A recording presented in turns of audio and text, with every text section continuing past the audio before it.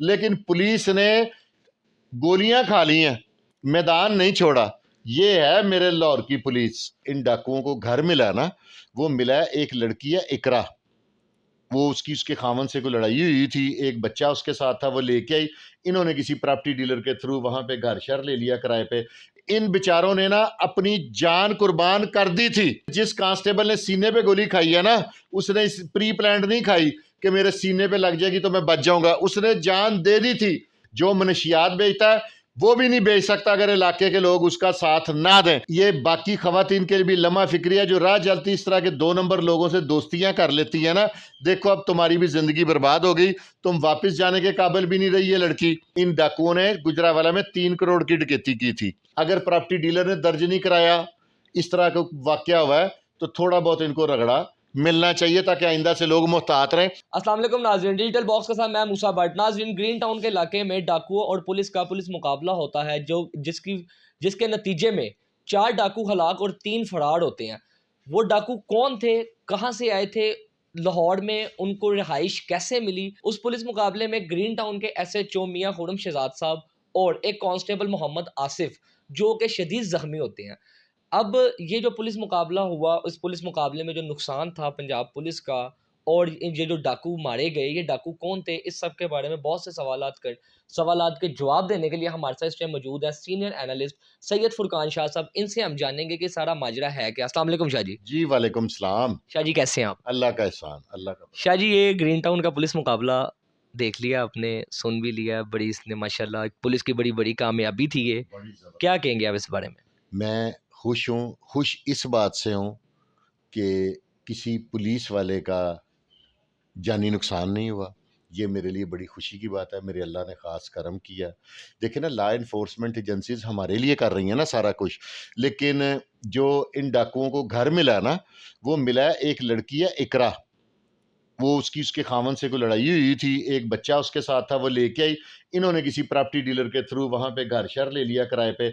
इसमें मैं अपने माशरे के जो लोग हैं ना, हमारे हमारे भाई हैं, उनसे रिक्वेस्ट करूँगा कि आप लोग भी तो अपनी ज़िम्मेदारी निभाएँ ना।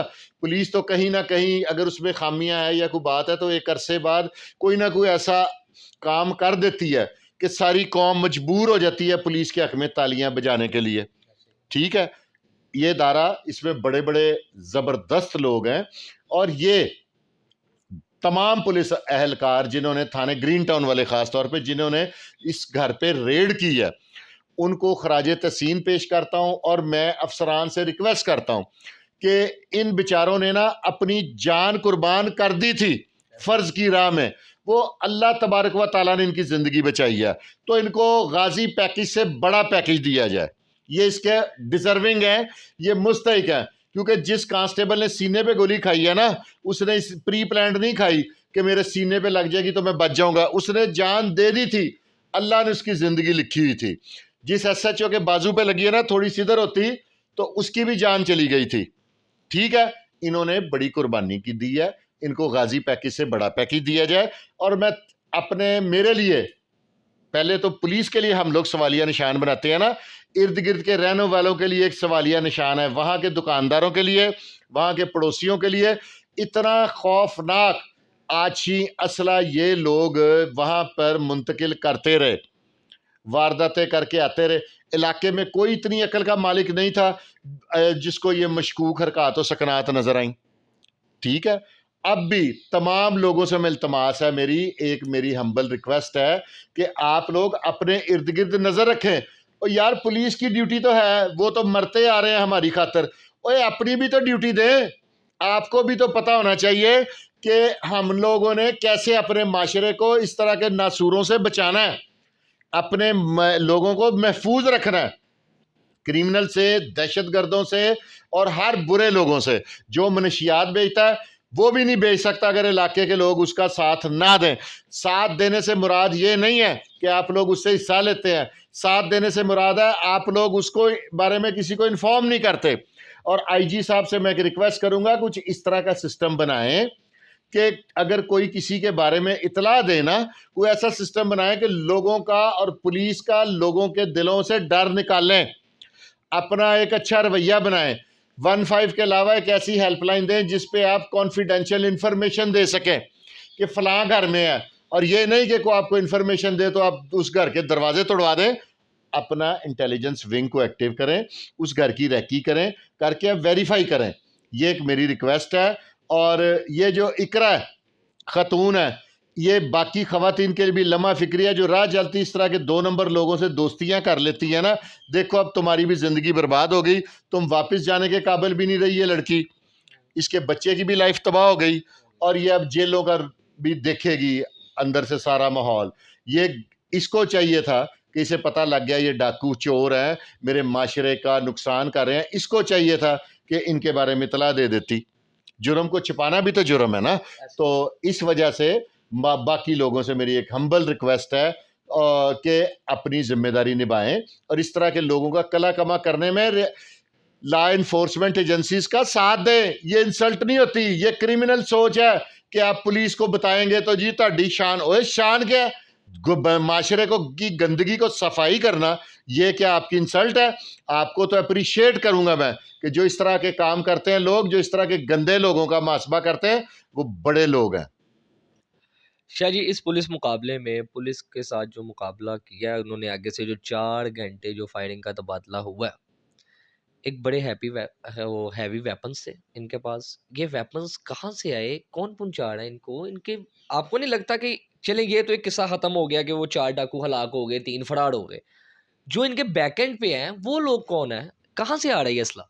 ये असला फराहम, इनमें से एक आधा लड़की पकड़ी गई है ना, वो बाकी तीनों का हमारी पुलिस इस एबिलिटी की मालिक है, वो इन तीनों के भी वेयर अबाउट्स ले लिए होंगे अब तक इन्होंने, सारा कुछ है। और हो सकता है मेरे पास नॉलेज में भी हो, लेकिन मैं हर बात करना ऑन एयर नहीं पसंद करता, क्योंकि मेरी 1% भी हमदर्दी मनशियात फरोशों के खिलाफ, शूटरों के खिलाफ, डाकुओं के हक में 1% भी नहीं हूँ। मैं इन सब का कला कमा होते हुए देखना चाहता हूँ। मैं इनका को बर्बाद होते इस तरह मरते देखना चाहता हूँ। ये लोग हमारे माशरे के नसूर हैं, हमारे मुल्क की बदनामी का बायस बनते हैं, हमारे इलाके के लोगों का सुकून बर्बाद करते हैं। इन डाकुओं ने गुजरावाला में 3 करोड़ की डकैती की थी, ठीक है। मैं तो उस इलाके के लोगों से परेशान हूँ कि जिनको किसी की नज़र से नहीं गुजरे, इतना जदीद असला, इतनी इतनी बड़ी गन्ने वो अंदर ले गए हैं। 4 घंटे असले के साथ ही मुकाबला करते रहे हैं ना, वो कौन सा आगे से पुलिस को पत्थर मारते रहे हैं, ठीक है।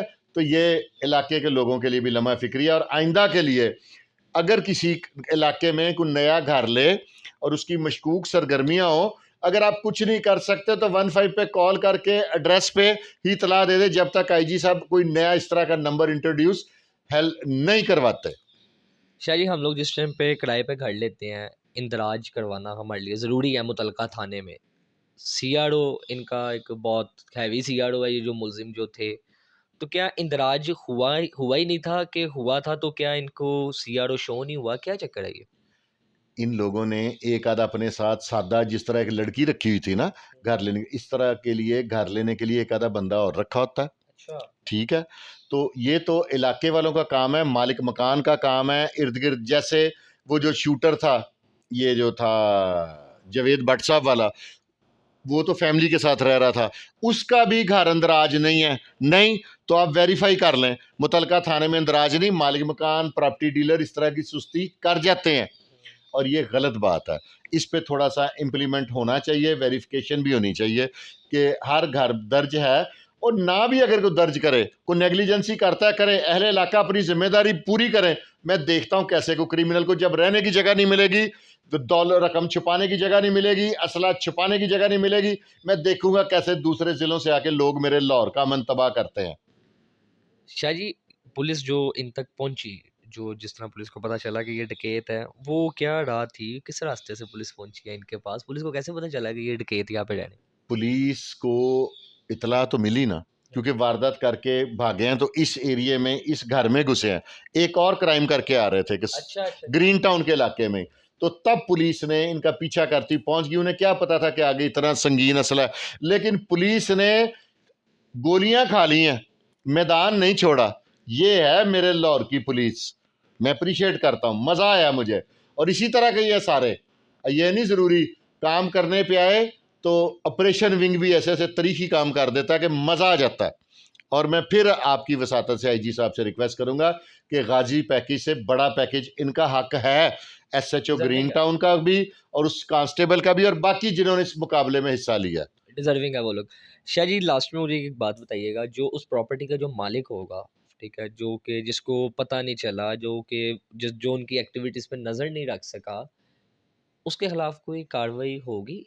हो रही है, पुलिस अपनी इंक्वायरी कर रही है, उसकी जितनी गलती होगी ना उसको इतनी और थोड़ा सा रगड़ा देना चाहिए, फिर आइंदा से इस तरह की इर्द गिर्द वाला भी कोई ऐसी गलती नहीं करता।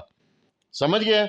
अगर प्रॉपर्टी डीलर ने दर्ज नहीं कराया, इस तरह का वाकया हुआ है, तो थोड़ा बहुत इनको रगड़ा मिलना चाहिए ताकि आइंदा से लोग मुहतात रहें। और अहले इलाके के जो दुकानदार हैं, जो पान सिगरेट के खोखे हैं, जिनका काम ही पूरे मोहल्ले पे नज़र रखना होता है, उनके दिलों में पुलिस का खौफ ख़त्म करें, पुलिस से दोस्ती कराएं। और ये आला अफसरों का काम है, अफसरान बाला का, कि पुलिस को और आवाम को दोस्त बना दे, जुर्म ख़त्म हो जाएगा।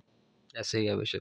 शाह जी बहुत शुक्रिया आपके वक्त का। तो जी नाज़रीन, आपने इस time senior analyst Syed Furqan Shah साहब की आपने गुफ्तगू सुनी। मैं इस चीज़ को पुलिस का नुकसान नहीं समझता, ये जो पुलिस मुकाबला हुआ है ये हमारे पुलिस की जीत थी, क्योंकि इस चीज़ को मैं एक एक एज अ सिविलियन मैं ज़्यादा बेहतर जानता हूँ इस वजह से, क्योंकि मैं खुद एक पुलिस वाले का बेटा और खुद एक पुलिस वाले का भाई हूँ। मुझे ये चीज़ पता है कि पुलिस वाले रोज़ किस तरह निकलते हैं और पता नहीं वापसी आना है नहीं आना। इसी वजह से मेरी ये रिक्वेस्ट है कि आप लोग भी अपने इर्द गिर्द ये सारी नज़र रखें। इस हवाले से मज़ीद अपनी राय कमेंट सेक्शन में ज़रूर बताइएगा। इसी के साथ अपने मेज़बान मूसा भट्ट को दीजिए इजाज़त। अल्लाह हाफ़िज़।